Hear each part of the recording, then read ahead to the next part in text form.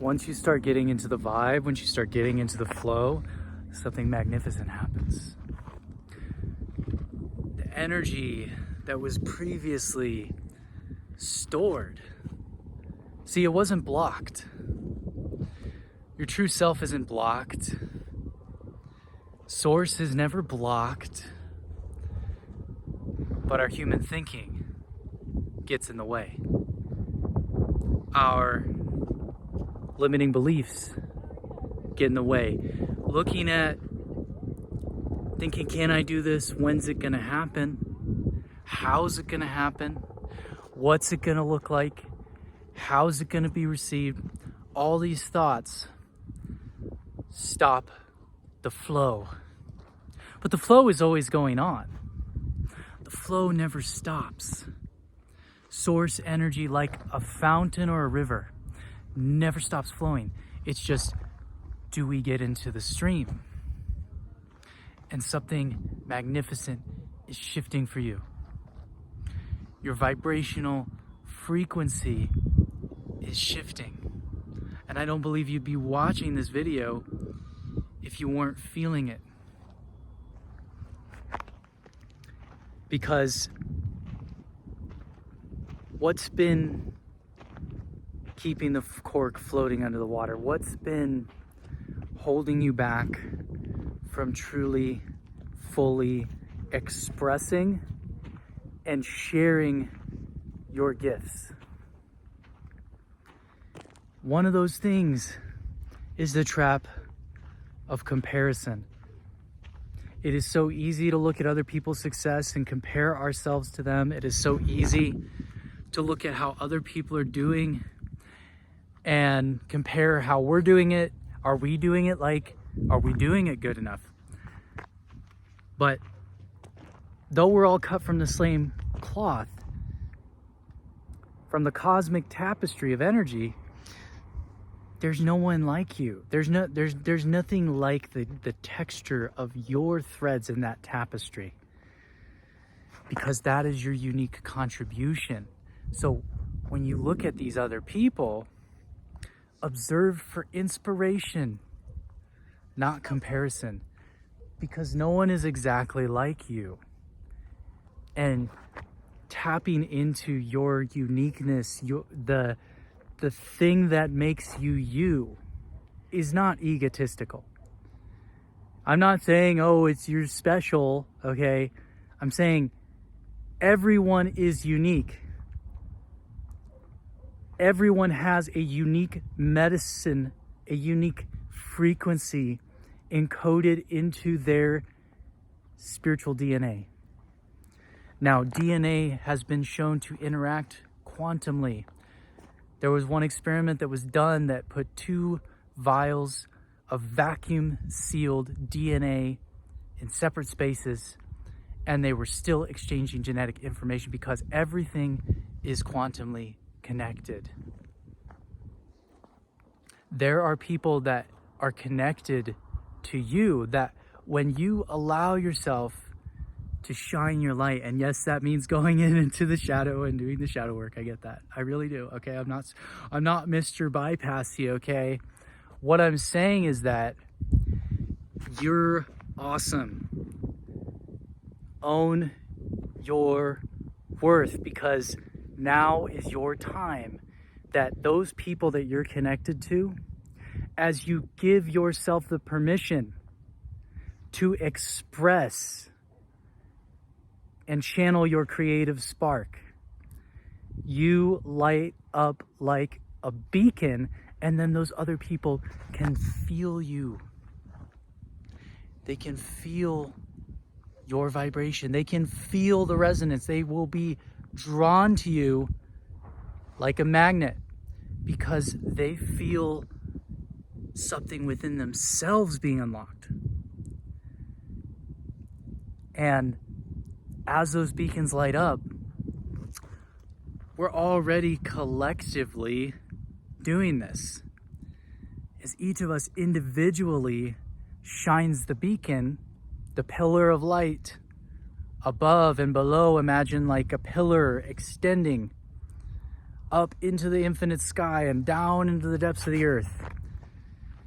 That each of us across the planet doing that is like these energetic acupuncture needles, creating a healing, anchoring a vibration of peace and love.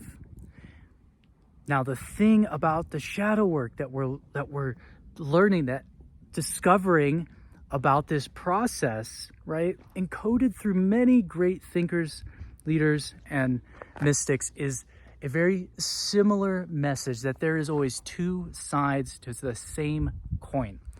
Now, last night I was reading Corpus Hermeticum, which is an ancient Hermetic text of which the 7 Hermetic principles come from. Now, one of those principles is that of polarity. Now, there cannot be light without dark. How can you tell when light begins and dark ends? They seem to blend together into this gray spectrum. Light is defined in relationship to dark. If there was no contrast of what we conceive of as dark, right, there would be no conception of light. There would be only that. There would be only one thing. And yes, all is one, but there is contrast here so that we can have different experiences. So this also relates to, if there's no sad, there's no happy.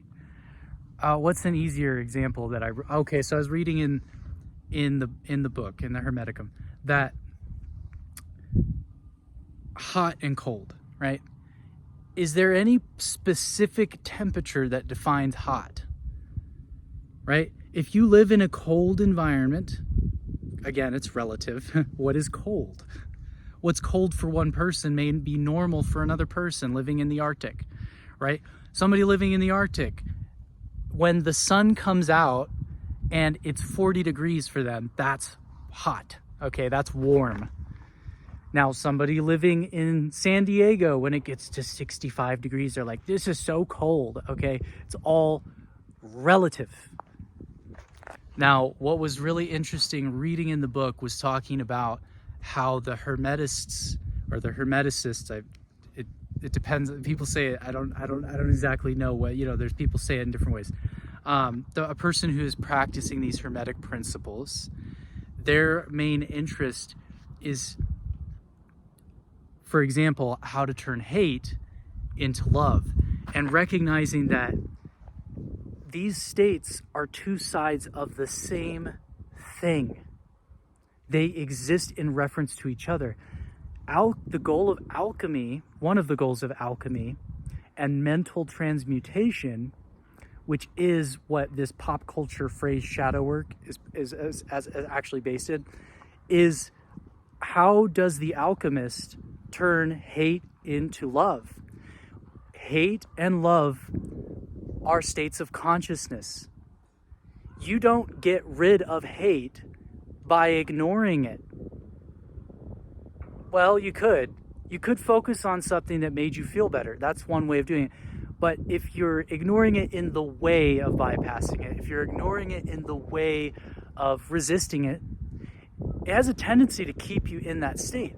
But if you bring unconditional love into the shadow, it has a way of dissipating the clouds. It has a way of bringing out another perspective that allows us to shift that vibration. So that's what this ancient alchemical text is pointing to, right? That it's the alchemist's job to learn how to transmute one state of consciousness to another. And that is what practical metaphysics does. Again, that's just a label, right? Call it whatever you want. I don't care. All right. But it's quite interesting. It's quite fascinating. And now this reminds me of the principle of the idea. This is not like, I guess it is a principle. You could just call things principles because they exist within the relativity of, I'm going on a tangent. Fascination, right? the principle of fascination, right? This is not from the Hermetic principles, but the concept of becoming fascinated with something. Now, to fasten is to put something into place. Fascination, I believe if you look into the etymology and the backstory of that word, even back in the day, witches were said to fascinate. Fascination is the ability to, if you're able to fascinate others, right? It is the ability to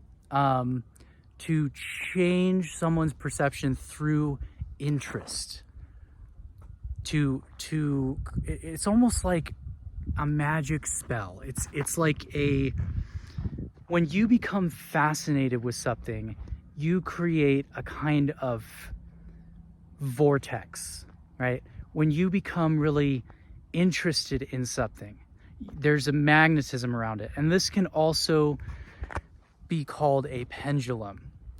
And pendulum is a term that is referenced in the books, Reality Transurfing. And a pendulum is essentially a vortex of attention on something. And this happens on an individual level, and this happens on a collective level. This is how media influences the collective consciousness. This is also how the mass meditation effect or the Maharishi effect works. This is how there can be negative pendulums that disempower people, right, and take their energy. There can be positive pendulums that teach you how to empower yourself and lead you to your own inner guidance.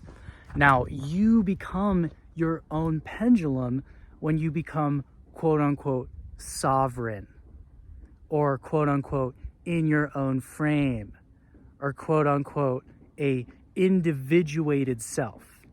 Now, individuation was the process that Carl Jung was pointing to when he said, you do not become enlightened through imagining figures of light, but by making the darkness, or unconscious, conscious.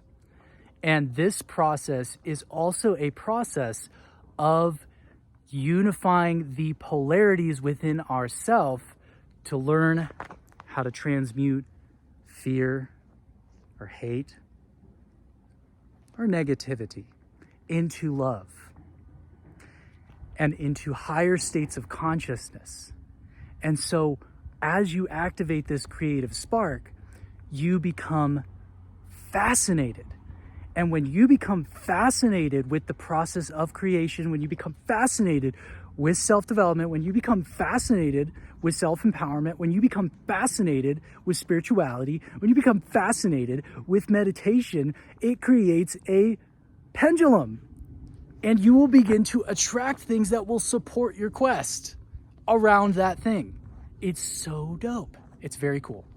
And also, when you become fascinated with your areas of interest and the things that are wanting to channel through you, you'll be open as a conduit to new ideas and inspirations on how to create those projects and on who the doors will open to you for the connections to be made to fulfill your heart's desire.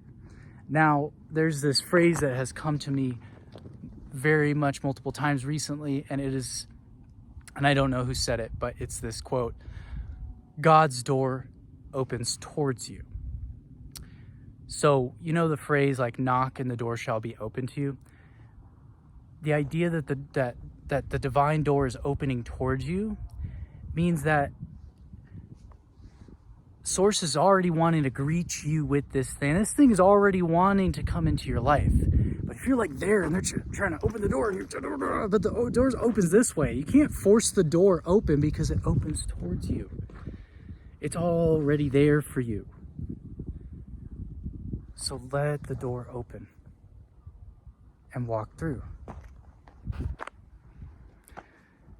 Thanks for tuning into these intuitive messages. Please support the channel by liking this video and leave a comment with what resonated with you, or if you have any other ideas of things you would like me to talk on.